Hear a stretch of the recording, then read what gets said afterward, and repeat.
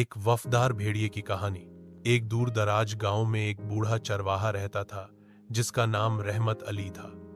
उसके साथ उसका भेड़िया शीरा भी रहता था जो बचपन से उसके साथ था। शीरा सिर्फ के जानवर नहीं बल्कि रहमत अली का सबसे वफादार दोस्त था।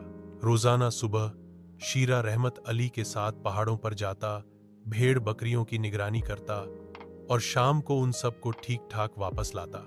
एक दिन रहमत अली पहाड़ी पर फिसल कर गिर गया और जख्मी हो गया। उसके पास न कोई दवा थी न ही चलने के लायक था। शीरा भागता हुआ गांव गया और लोगों को अपनी खास आवाज से मुतवज्जह कर जब लोग उसकी आवाज सुनते रहे तो वह उन्हें बार बार एक दिशा में खींचने लगा। आखिरकार गांव वाले शीरा के पीछे चल दिए और रहमत अली को जख्मी हालत में पाकर फौरन मदद दी। उस दी के बाद शीरा को गांव में वफादार साथी के नाम से याद किया जाने लगा।